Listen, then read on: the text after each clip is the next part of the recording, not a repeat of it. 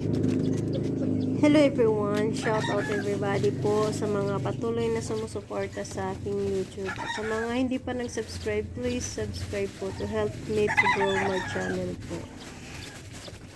So, isa po akong isang tendera ng maliit na tindahan, sari-sari store at saka aggregate po. At nag-iisang crafter din po. So, ito yung morning routine ko. Naglilinis ng tindahan, nag-aayos ng mga display para naman maging tingnan yung ating mga paninda. At naayos ko yung mga sako ng mga feeds. Kasi bago ako magsara, tatiklop ko lahat kasi may aso nga ako. Laging dinadaanan ng aso. Natatapon. Kaya ayan po ang aking munting libangan dito. Mula nung hindi na ako nag-abroad, ito na ang aking libangan. Tindahan. At sa mga abroad dyan, magpundar kayo habang nasa malayo pa tayo. Kasi hindi habang buhay nasa ibang bansa tayo namumuhay. Kaya habang malakas, mag-ipon, magpundar.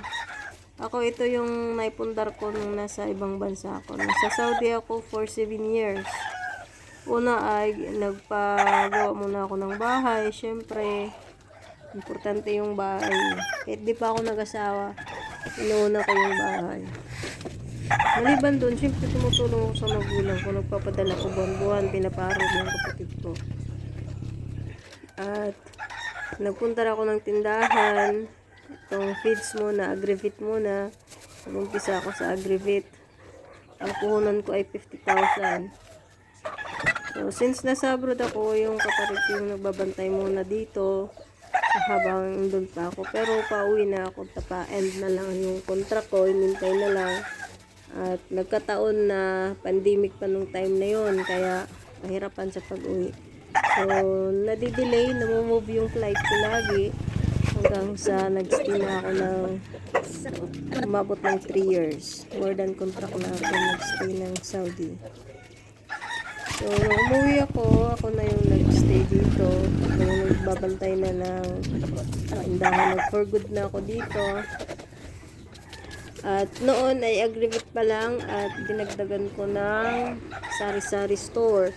Habang nagbabantay ako, sulitin ko na kasi yun lang naman yung libangan ko. Tapos, habang nagsasari store, nag-aggregate, dinagdagan ko na rin, nagka-craft na rin ako. Gumagawa ko ng mga bouquet, garland, at iba pa. So, habang nagbabantay ng tindahan, hindi naman talagang mayroong namimili sunod-sunod, walang hinto. Hindi naman ganun. Yun yung katotohanan sa may tindahan talaga. Malakas lang. Aga, tanghali, hapunan. Kasi yun lang aggregates. Kaya ayan. Saludo ako sa lahat ng mga OFW. Alam ko ang hirap ang dinadanas sa ibang bansa. So, sa mga magulang o sa mga kapatid, pamilya, huwag kayong umasa sa abroad kasi mahirap dun. Hindi yun easy na buhay dun.